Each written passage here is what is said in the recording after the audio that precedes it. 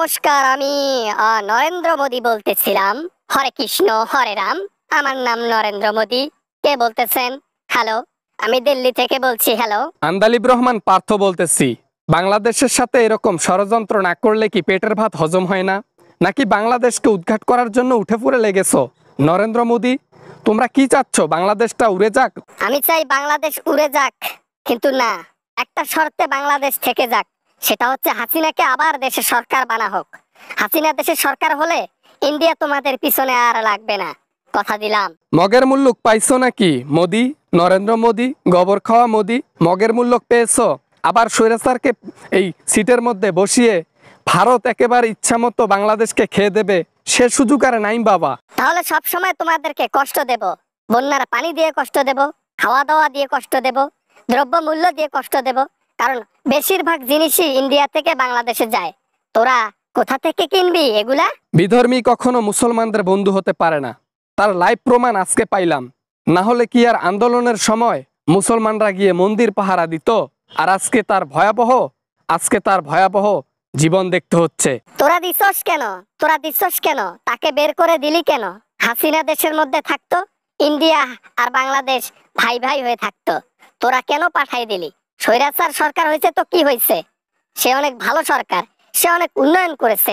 তাকে এভাবে অপমান করে অপদস্থ করে দেশ থেকে বের করে দেওয়ার কোনো মানে হয়? ও আচ্ছা আচ্ছা আচ্ছা, হাসিনা দেশের মধ্যে থাকলে বাংলাদেশের পিছন ভালোভাবেই মারা যায়, তাই না? এখন সেই সুযোগটা হচ্ছে না বলে তোমাদের পিছন চুলকাচ্ছে। যা ইচ্ছা করো, তোমাদের সাথে ব্যবসা বাণিজ্য সব বন্ধ, সব পাকিস্তানের সাথে হবে। বাবা না মানে, হ্যাঁ এখন তো এটাই বলবা। এখন আমাদের কাছে জিনিস কেনার দরকার পড়বে। যখন বিপদে ছিলা তখন এই ইন্ডিয়াই তোমাদের পাশে ছিল।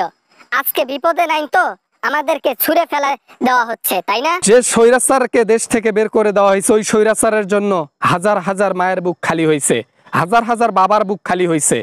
ওই ওই স্বৈরাচারের পক্ষ নিয়ে আপনি কথা বলতেছেন? আপনার পিছন পর্যন্ত মেরেছে, একদিন টের পাবে। হাসিনা আমার ভালোবাসার মানুষ, হাসিনা আমার কলিজার টুকরা। ও আমার কখনো ক্ষতি করবে না, ও আমার পিছন মারতে পারবে না। তোমরা শুধু এগুলো কথা বলতেই পারো যে আমাদের পিছন মারবে।